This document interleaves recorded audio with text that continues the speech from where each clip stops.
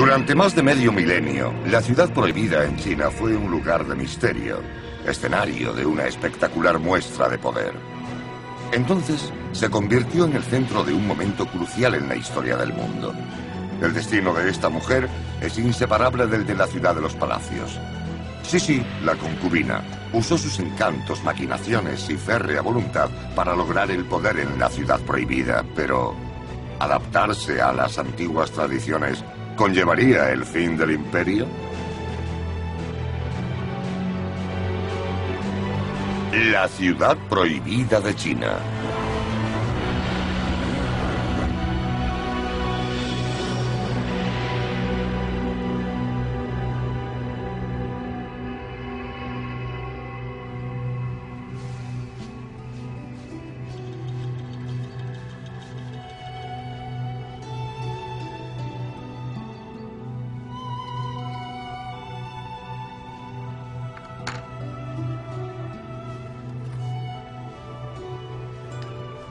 Todo empezó como un cuento de hadas.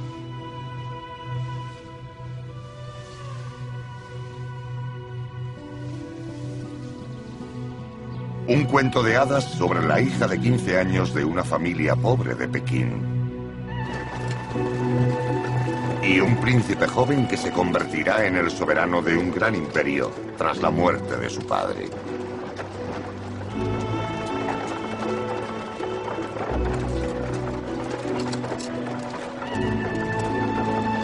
Estamos en la ciudad prohibida, en el año 1850. La corte sigue de luto, pero muy pronto habrá un solo tema de conversación en palacio. ¿Quién será la esposa de Xianfeng, de 20 años de edad, el nuevo emperador de la dinastía Qing, que lleva más de 200 años gobernando el reino central?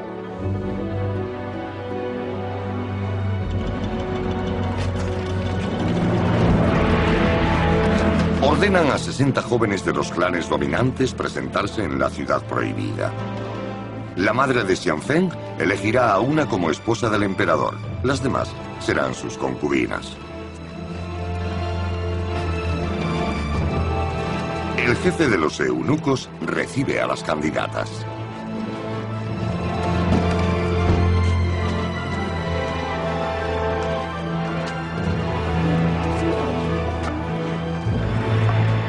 Entre ellas está Yehenara, de 15 años de edad. Debe despedirse de su familia ante la imponente Puerta Meridiana, pues los súbditos del emperador no pueden acceder a la ciudad prohibida.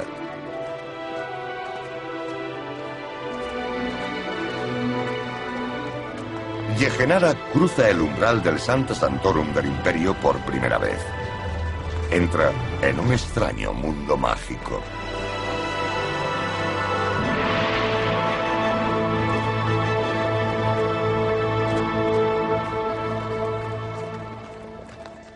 En su camino cruza uno de los 5 puentes sobre el río de las aguas doradas.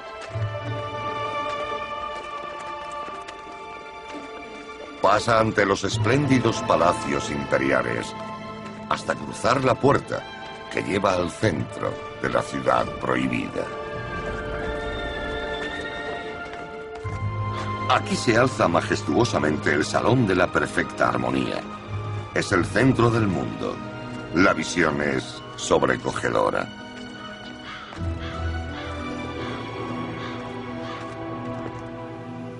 Sin duda, esa era la intención de sus constructores. El tamaño de las plazas, la simetría de los palacios, el juego de colores. Todos los detalles de la ciudad prohibida tienen un objetivo superior.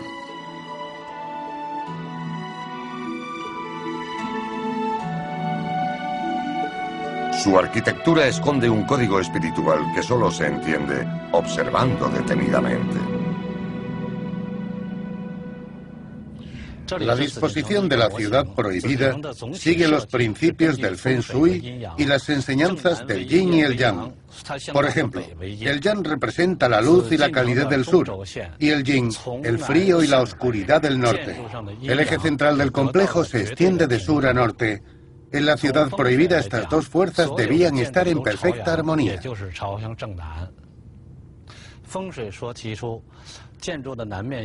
Pero las enseñanzas del Feng Shui también requieren que haya agua en el sur y una montaña al norte.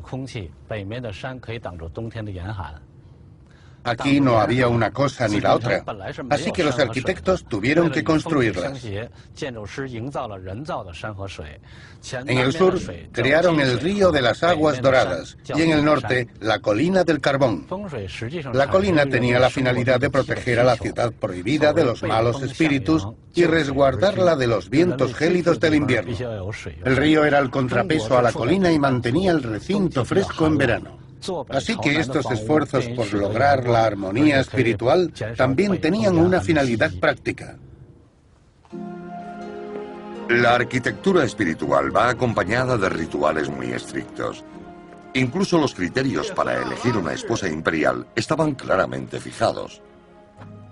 La elección es un privilegio de la madre del emperador, la mujer principal de la corte.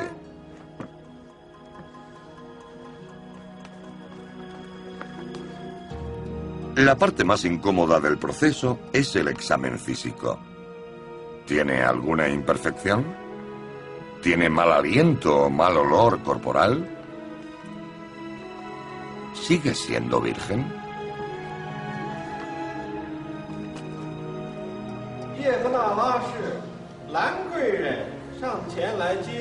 Le piden a Yehenara que dé un paso al frente para recibir su regalo de prometida.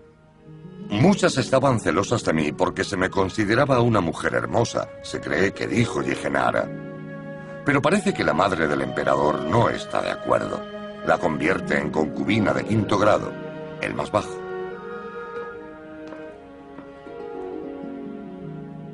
El premio se lo lleva a otra chica. Ella será la esposa del emperador y le dará a la dinastía su heredero. Además, se convierte en la principal rival de Yehenara por el favor del emperador.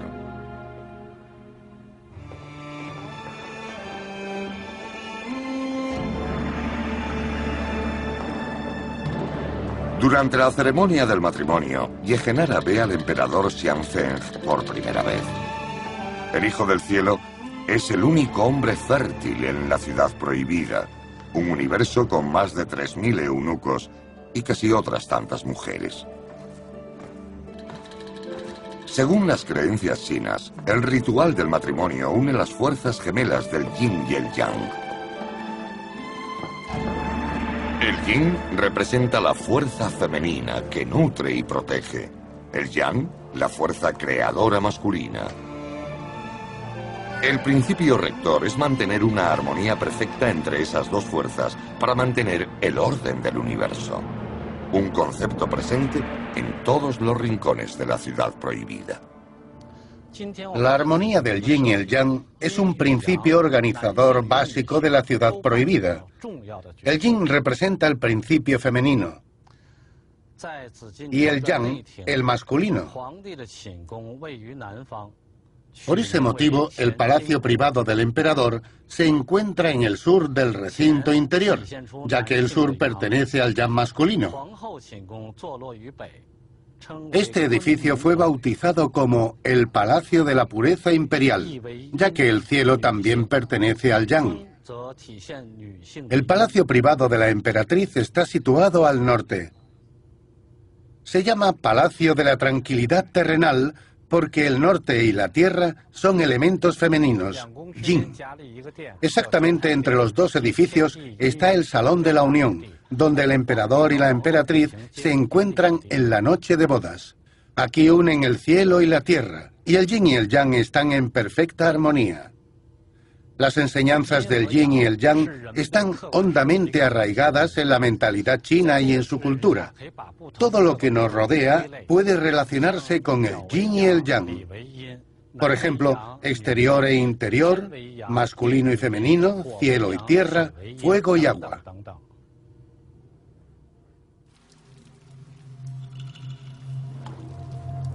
El yin, como principio pasivo y femenino, tiene un efecto trágico en la vida de las mujeres en la ciudad prohibida. Las concubinas del último emperador viven en los 6 palacios del este. Yehenara mira a los ojos de unas personas que han vivido una existencia vacía y sin sentido, esperando. Muchas han pasado su vida esperando en vano la llamada de los aposentos del emperador. Algunas no le han visto nunca.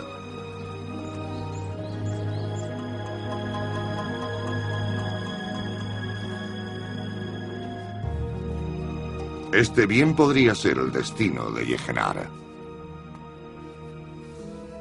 Pero no tiene elección. Una concubina imperial no puede abandonar la ciudad prohibida. En la monotonía de un día controlado minuto a minuto, los segundos parecen horas y las horas semanas. Pasan 2 años y el emperador Xianfeng aún no ha llamado a Yehenara.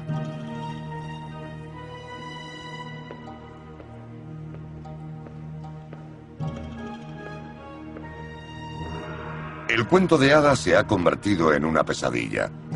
Una vida encerrada en una jaula de muros de color púrpura y tejados dorados.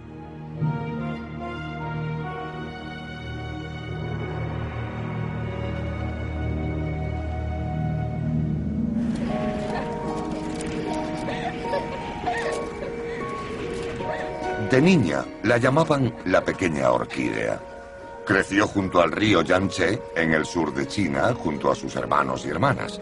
Su padre era funcionario de bajo rango, pero la familia pertenecía a la minoría manchú, que tenía cierta autoridad. Como manchú, no tuvo que pasar por la tortura de las vendas en los pies, que condenaban a la mayoría de las chicas a la inmovilidad para crecer con unos pies pequeños.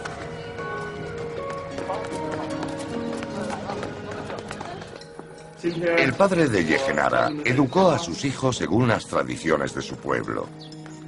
Estaba muy orgulloso de su herencia manchú y tenía gran interés en que sus hijos conocieran las gloriosas hazañas de sus antepasados.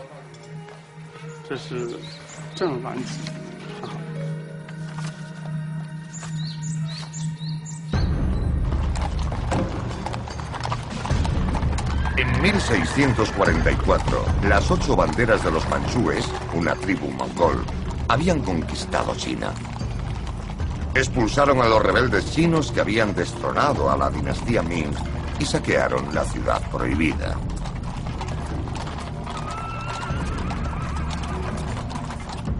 En la colina de carbón, situada al norte de la ciudad, un victorioso general manchú presenció el último acto de la caída de los Ming.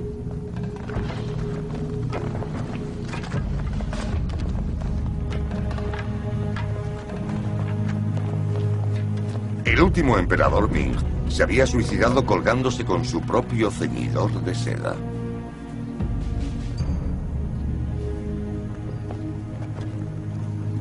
Ahora los manchúes gobernaban la ciudad prohibida. Se llamaron a sí mismos los Qing, los puros. La dinastía manchú Qin llevó a China a otra nueva época de esplendor. Esto queda claro por el hecho de que en el siglo XVII el imperio Qin era el más grande del mundo. Y uno de los motivos para ello es que los Qin aprendieron de los errores cometidos por los anteriores gobernantes extranjeros e intentaron evitar caer en lo mismo. Otra razón importante fue que los gobernantes Qin resultaron ser grandes impulsores de la cultura clásica china. De hecho, a menudo eran más chinos que los chinos.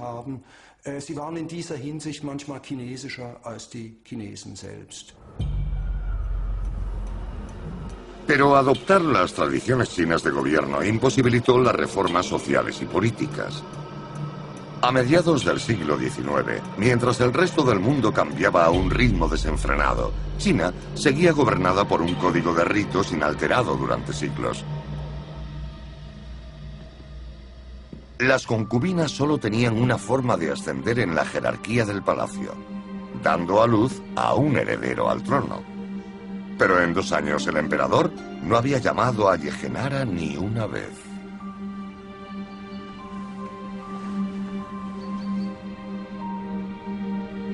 Entonces, Ante-Hai, el eunuco que le habían asignado como sirviente, rompió todas las normas del protocolo. Sabía que si sus palabras le disgustaban, ella podría ordenar su ejecución. Pero quizás tenía maneras de hacer que el emperador se fijara en ella.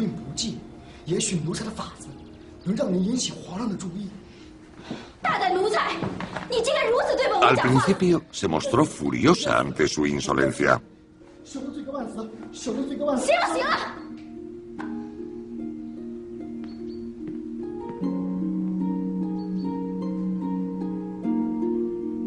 Pero luego reconsideró la propuesta.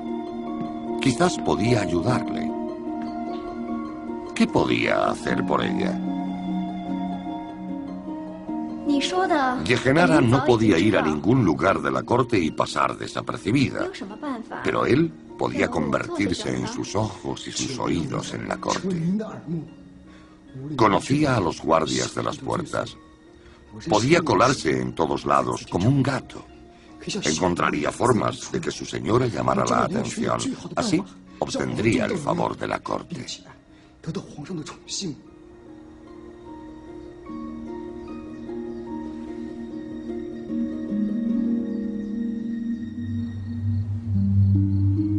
Solo los eunucos como Ante-Hai tenían acceso al Sancta Sanctorum del palacio.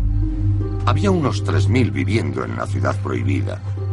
Aparte de custodiar el harén, eran responsables de las tareas diarias en palacio, desde la limpieza hasta la administración de la casa imperial.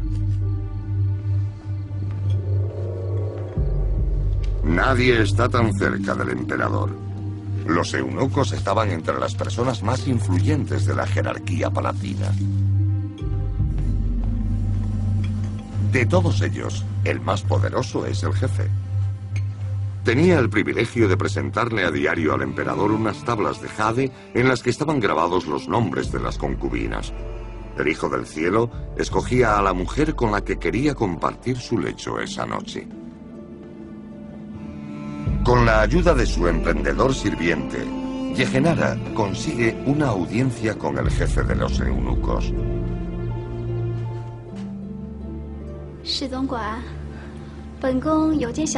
Se presenta ante él con el regalo de compromiso del emperador.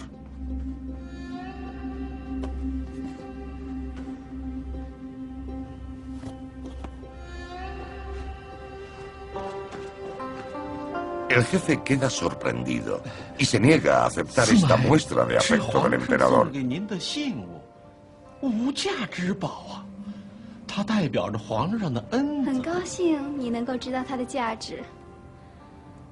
Pero el regalo será mucho más valioso cuando Yehenara esté embarazada del hijo del emperador.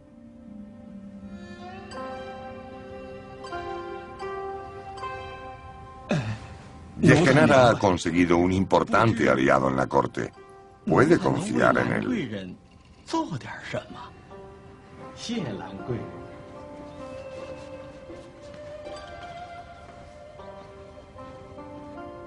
Pero, ¿qué pasará si el emperador elige otra concubina?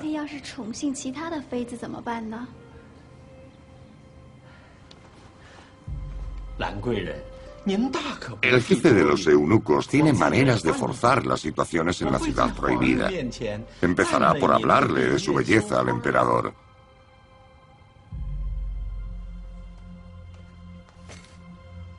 El plan de Yehenara tiene éxito.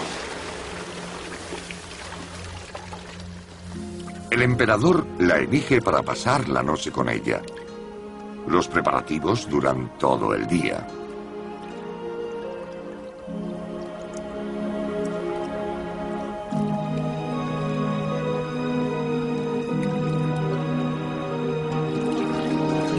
Bañada, perfumada y vestida solo con una capa de seda, Yehenara es conducida a los aposentos del emperador al caer la noche.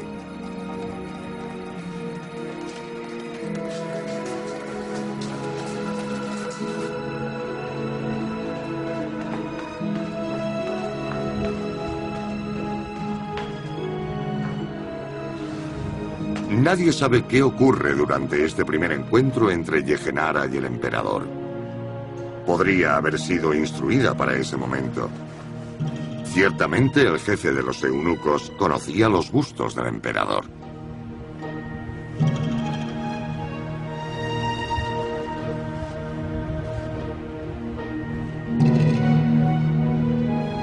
Según los rituales, el acto amoroso con una concubina respondía a las enseñanzas del yin y el yang y no a la creación de un heredero.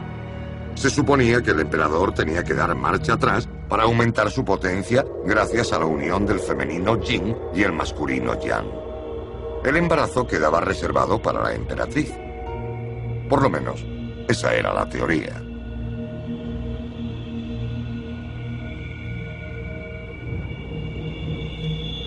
En todo caso, los eunucos permanecían en la habitación para hacer un informe detallado del procedimiento.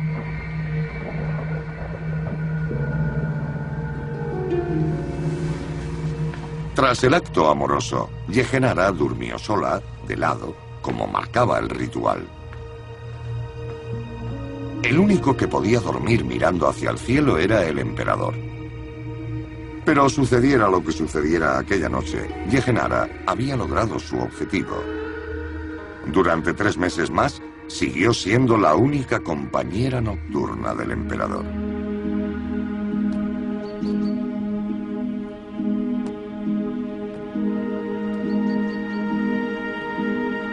Finalmente, los deseos más íntimos de Yehenara se han cumplido.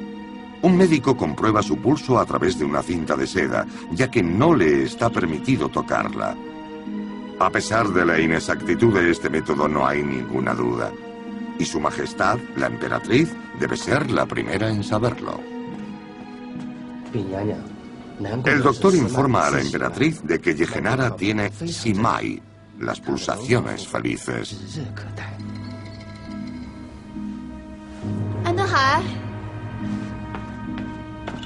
Ante Hai le aclara el diagnóstico a Yehenara.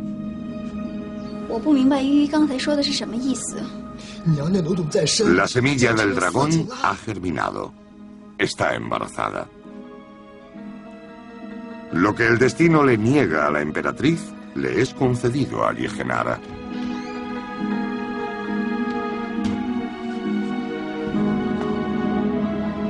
A partir de ahora tendrá que soportar el odio mordaz de sus rivales.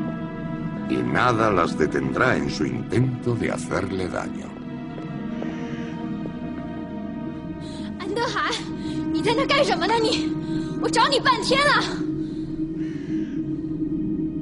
Su fiel sirviente, Ante Hai, intenta protegerla tanto como puede. Pero tras esa fachada armoniosa, la ciudad prohibida está llena de odios y envidias. Yehenara aprende muy bien la lección y ella misma usará el odio como arma.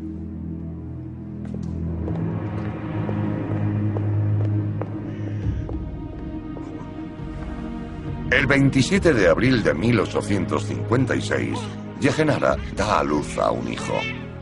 Como madre del heredero del trono, ahora es la mujer de mayor rango en el imperio tras la emperatriz.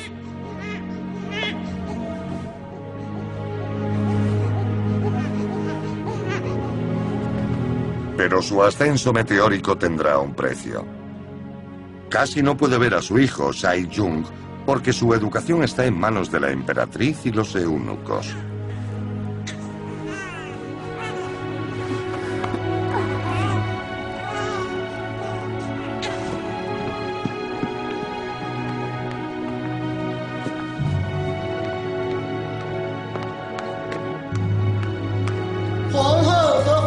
Todos reverencian a la emperatriz y al heredero.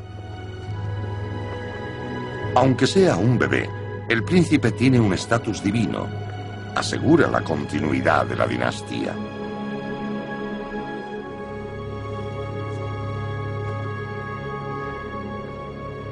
¿Pero Yehenara podrá aceptar su papel?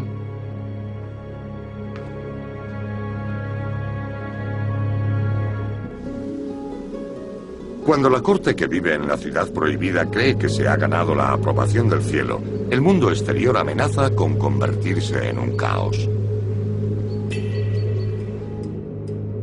Las inundaciones destruyen las cosechas. Hay hambruna en todo el país. La desesperación genera levantamientos que se reprimen de manera sangrienta. Y los extranjeros, sobre todo los británicos, se están concentrando en las fronteras del imperio. China siempre se había mantenido alejada de la influencia de los bárbaros extranjeros. Pero después de la Primera Guerra del Opio en 1840, Gran Bretaña impuso la apertura de los puertos chinos. Ahora otras potencias europeas están exigiendo su parte e insisten en comerciar con China en pie de igualdad. El emperador, que está enfermo y cansado de su rígida rutina diaria, no es capaz de ocuparse de la situación. Confía cada vez más en su concubina favorita, Yehenara, para que le ayude a cumplir con sus tareas de gobierno. Yehenara es quien estudia las propuestas oficiales y orienta las decisiones del emperador.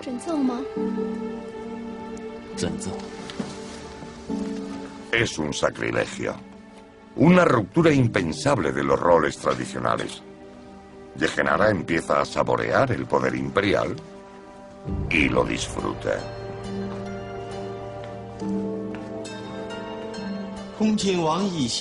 Cuando el emperador concede una audiencia incluso a los visitantes más importantes, Yehenara permanece a su lado.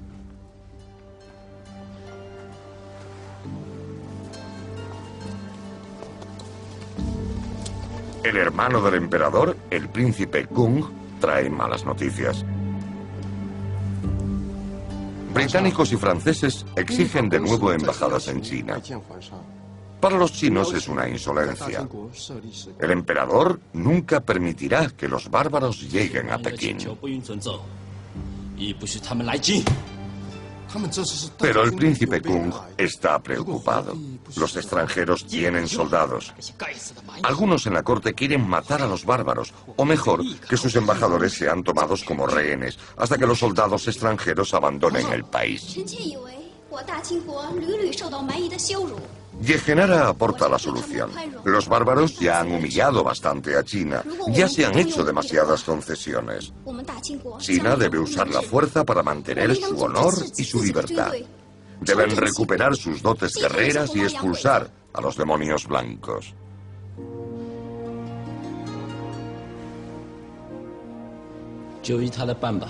El emperador está de acuerdo. Y sus súbditos obedecen.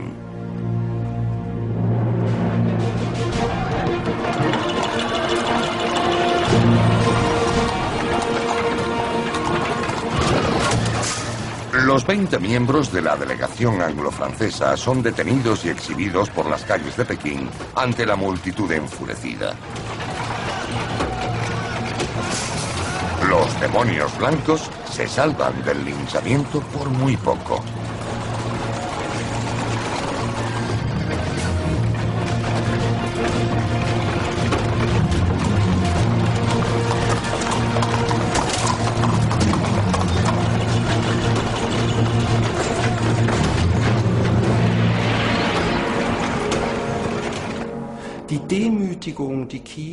La humillación que China sufrió de manos de los poderes imperiales europeos, que el reino central recibiera el estatus de colonia, fue una experiencia traumática que tuvo gran influencia en la política china hasta nuestros días, sobre todo la política exterior. Tras la Segunda Guerra del Opio, hubo un breve periodo de paz, pero de nuevo brotaron los enfrentamientos. En 1860 enviaron a una fuerza expedicionaria a Pekín.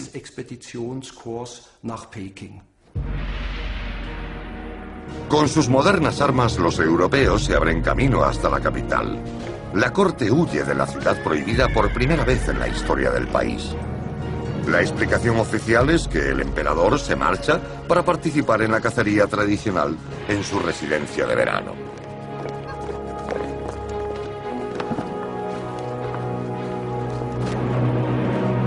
Yehenara se opuso con vehemencia a la decisión de huir. Fue el momento más humillante de mi vida, escribió más adelante, pero también se marchó. Aunque no iba a escapar sin su hijo. Pero no se trataba solo de amor de madre. Si se quedaba en Pekín, perdía la única carta que le garantizaba el puesto en la corte.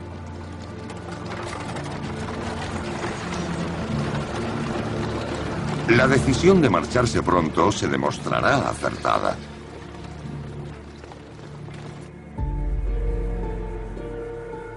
Los europeos descargan su ira sobre los tesoros del Palacio de Verano de Pekín, donde estaban retenidos los diplomáticos. Destruyen obras de arte insustituibles. Jardines espléndidos, reservados a una selecta minoría durante siglos, se convierten en escombros y cenizas. Al recibir estas noticias, el emperador Xianfeng pierde las ganas de vivir. El Hijo del Cielo yace en el lecho de muerte lejos de Pekín. Pero aún no se ha designado al sucesor. Según la tradición, debería nombrar heredero a su hijo, anunciando su voluntad divina de viva voz. Pero eso es algo que quieren evitar los enemigos que Yehenara tiene en la corte.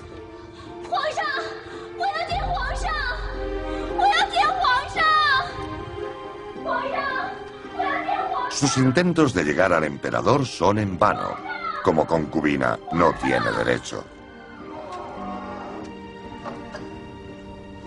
Ni siquiera puede llevar a su hijo a ver a su padre agonizante.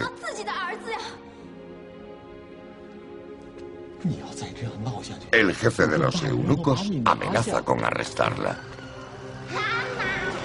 Finalmente, el emperador llama a su hijo.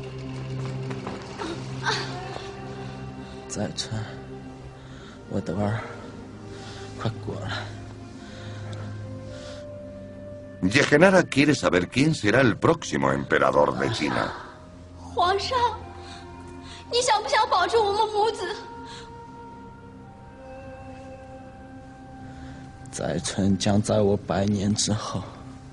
Xianfeng nombra a su hijo como sucesor. Él será quien guíe a China a un nuevo esplendor. Pero el emperador aún tiene que elegir un nombre para el reinado de su hijo.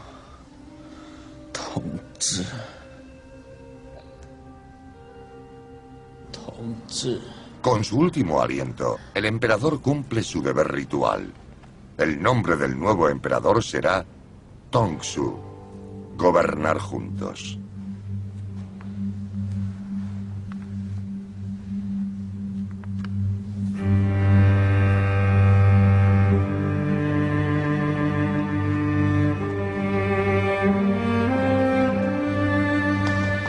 En 1861, Tongzhou asciende al trono del dragón. Un niño de 6 años al mando de un imperio.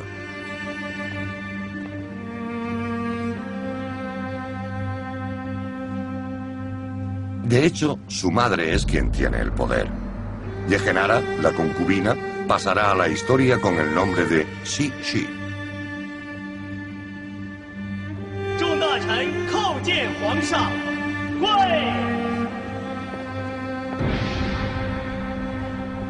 Su firmeza ha salvado a la dinastía, que se habría deshecho en la lucha por el poder sin un sucesor legítimo.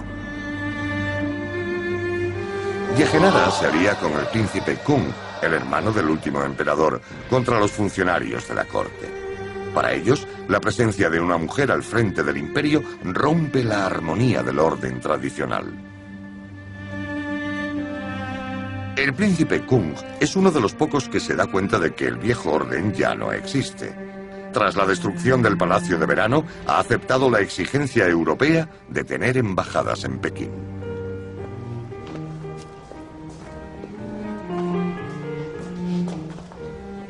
Es un paso revolucionario. Para los chinos, los embajadores de otras tierras solo eran mensajeros que traían impuestos. Lo que estas dos culturas compartían era la idea de verse mutuamente como bárbaros. Por un lado, los europeos, en rápido desarrollo. Por otro, los funcionarios chinos, totalmente convencidos de su superioridad cultural tras miles de años de civilización. Su formación consistía en aprenderse los textos de Confucio de memoria. La diplomacia no entraba en el programa. Los funcionarios de élite del imperio recibían su formación en la Academia Hanlin. Sus estudios se basaban en las enseñanzas de Confucio del siglo V a.C.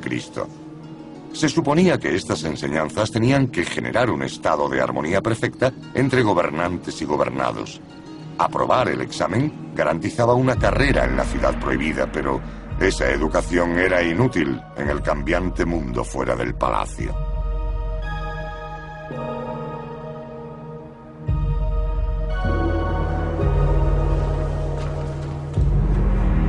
¿Cómo se podía reformar un sistema político basado únicamente en antiguos rituales, en la repetición infinita de una serie de gestos idénticos?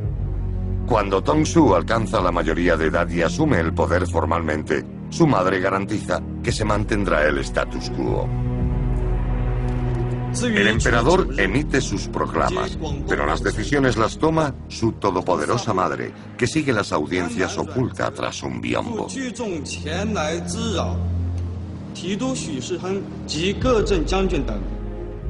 Sus contemporáneos se refieren a ella como la soberana tras la cortina.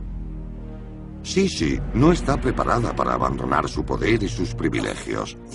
Eso es un hecho sin precedentes en la historia de China. Ha sobrepasado los límites de la tradición imperial, la misma tradición que intenta mantener. El Hijo del Cielo solo es figurante en un escenario imperial.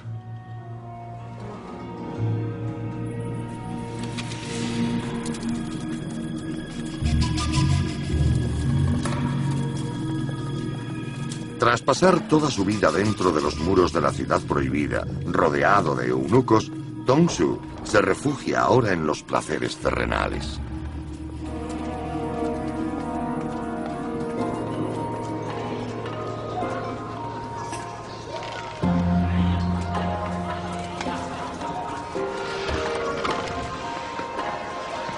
Sale de incógnito por la noche para descubrir lo que Pekín puede ofrecerle. La madame le invita a elegir su acompañante para pasar la noche.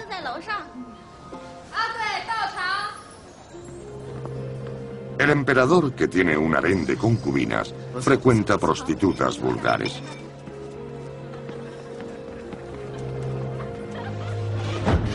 Para enfrentarse a una existencia carente de sentido, se refugia en las apariencias. Fuma opio, inducido por los británicos, aunque él mismo prohíbe su consumo bajo pena de muerte.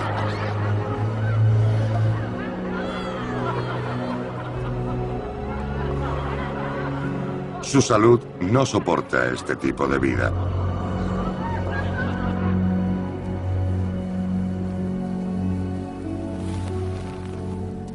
Muere en 1874, sin haber cumplido los 20 años. Según los documentos de la corte, Sisi no encontraba consuelo. El dolor le hizo decir: pensé que podría ser feliz con mi hijo como emperador. Cuando murió, me convertí en otra mujer. Toda mi felicidad desapareció. Pero no tiene tiempo para el dolor. Si era dolor lo que sentía.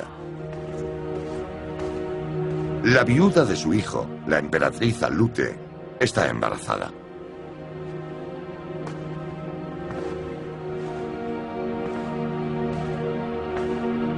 Esto pone en peligro la posición de Sisi en la ciudad prohibida. Si la joven viuda da a luz un hijo, este se convertirá en el príncipe heredero y Alute ocupará la posición de Sisi en la corte.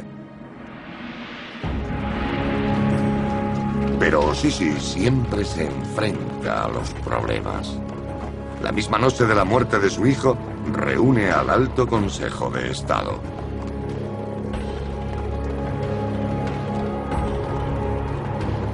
Los altos dignatarios del imperio se reúnen desafiando el gélido viento del norte sin saber el motivo de tan urgente convocatoria.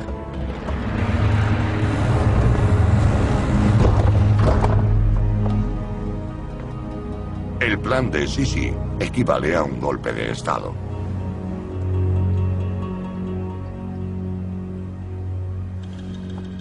Convoca al Consejo de Estado para que elija un sucesor del emperador.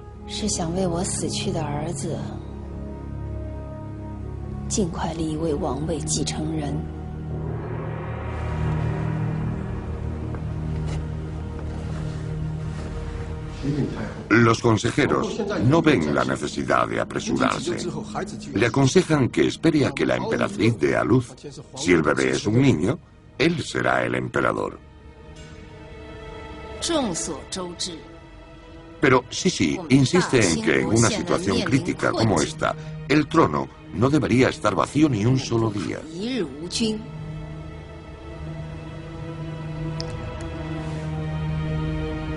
Ella propone que el hijo de su hermana sea el nuevo heredero del trono.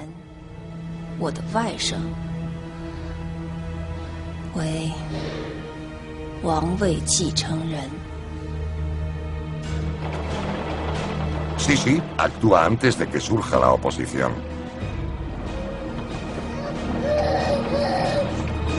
Pide que lleven a medianoche a su sobrino de 3 años a la ciudad prohibida desde su casa en Pekín.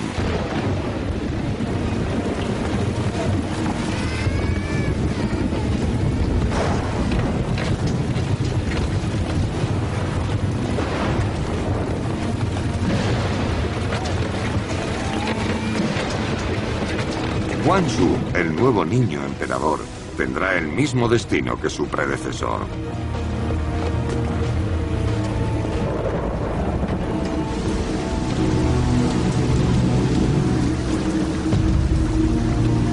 El tiempo se detiene en el reino central. Sisi mantiene un férreo control sobre la ciudad prohibida. Cree que es la elegida para proteger las tradiciones de la China imperial. Atrapada en su propio mundo, hace caso omiso a los indicios de la catástrofe inminente, un desastre que no se detendrá ante los muros de la ciudad prohibida.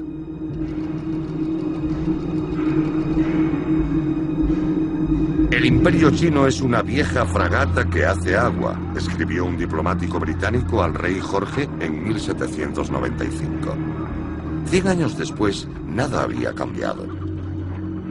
A punto de entrar en el siglo XX, la sociedad china sigue anclada en la Edad Media. Las condiciones de vida y de trabajo de la gente son atroces. El sistema legal es bárbaro. Los extranjeros llevaron los trenes al imperio. Pero ese dragón era considerado obra del demonio. Amenaza el sustento de cientos de miles de carreteros y culíes del imperio. Pero Sisi no tiene tiempo para ocuparse de la tecnología de los demonios occidentales, aunque use un tinte parisino que tiñe el pelo y no el cuero cabelludo.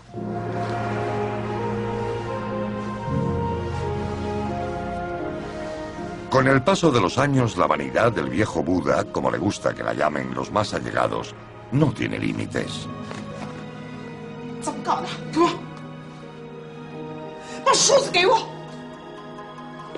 Según se cuenta, cuando se le caía el pelo, insistía en que se lo pegaran de nuevo a la cabeza.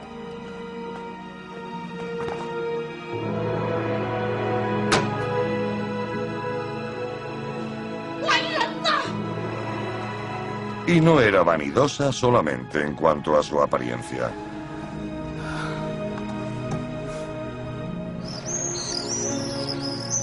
Tenía un nuevo palacio de verano con los fondos destinados a la urgente modernización de la flota china.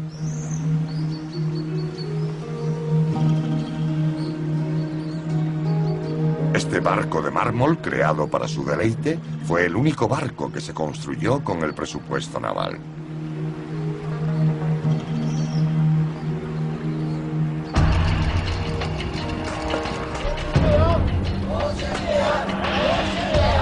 En el año 1900 se desató la ira del pueblo. Pero no fue contra Xixi y los Qing, sino contra los demonios blancos, los extranjeros.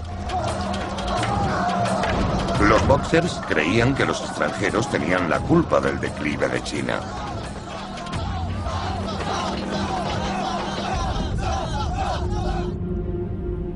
En la ciudad prohibida no sabían cómo reaccionar ante este movimiento popular. Si les dejaban salir de la jaula, ¿podrían volver a encerrarlos? ¿Había que aplastar este levantamiento igual que los anteriores? Guangxu, el emperador títere de Xixi, teme la reacción de los extranjeros ante un ataque de los Boxers.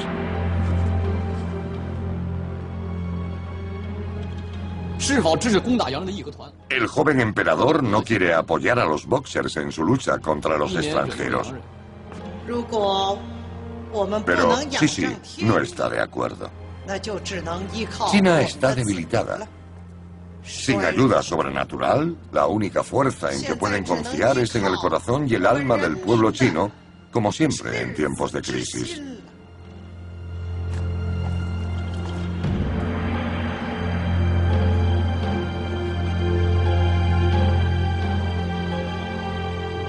Siguiendo los consejos de Xixi, se publica un edicto en el que se llama a filas al ejército chino a los buenos elementos de los Boxers rebeldes. Los malos deben ser pacificados, aunque el significado sea ambiguo. El mensaje es interpretado como una carta blanca para los Boxers, para que inicien un levantamiento a gran escala.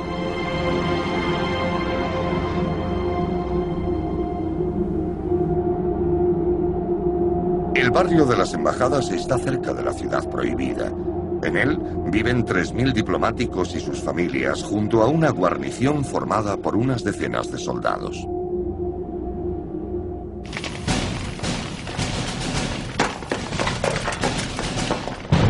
El barrio sufre un asedio durante 60 días.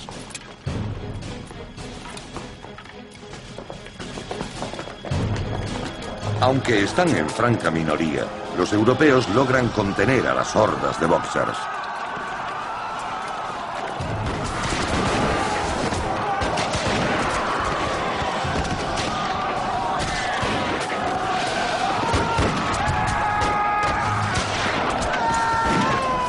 El odio acérrimo del ejército de campesinos no compensa su falta de adiestramiento militar. En pocos días, Xixi cambia de idea.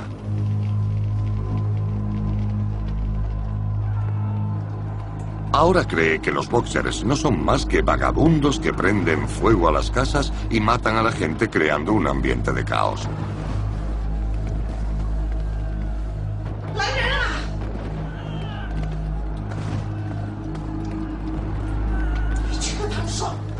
Envía a un sirviente para que los Boxers dejen de luchar, porque el ruido le impide dormir. Aislada en el palacio, parece haber perdido contacto con la realidad. Los dirigentes chinos daban la impresión de una corte de manchúes conservadores carentes de toda visión política y que son incapaces de emprender acciones. Eso fue catastrófico para China. A corto plazo, el levantamiento Boxer provocó que las potencias occidentales enviaran otra fuerza expedicionaria a China.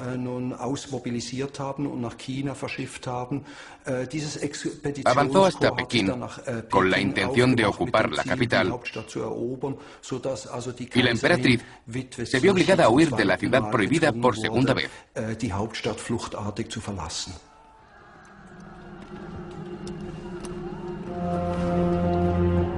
Hasta aquí hemos llegado, se cree que dijo cuando las tropas de las potencias occidentales acamparon ante las puertas de Pekín. Pero no se arrepentía de que su política hubiera fracasado. Solo le dolió tener que huir vestida como una mujer china cualquiera.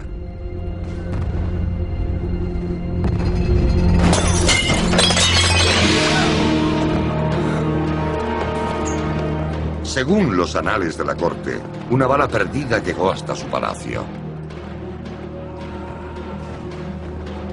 Era un augurio del inminente derrumbe. En otoño del año 1900, Cixi y el emperador Guangxu huyeron de la ciudad prohibida. Hacía casi 50 años que Cixi entró por primera vez en este lugar sagrado, en el que todas las acciones iban destinadas a mantener la armonía del cosmos. Su gobierno solo había retrasado la caída del viejo orden, pero no pudo evitarla.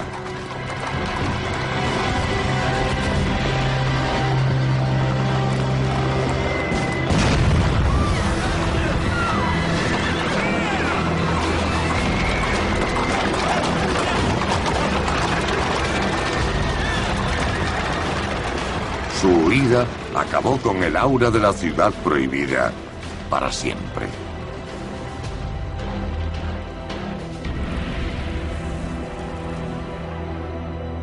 Cuando los europeos tomaron Pekín, hicieron honor a su reputación de bárbaros y saquearon todos los rincones de la ciudad prohibida. Para los chinos, este había sido el centro del universo durante 500 años. Los conquistadores lo convirtieron en burdos barracones para sus soldados. Pero un diplomático francés escribió unas palabras muy respetuosas sobre la sala del trono. Estos objetos tienen un aire antiguo y misterioso indescriptible. Es un único salón, enorme, sombrío, todo cubierto de oro apagado. Desde ese momento, la ciudad prohibida no ha dejado de fascinar. Es y seguirá siendo un elocuente testimonio de un mundo misterioso, lejano y desaparecido.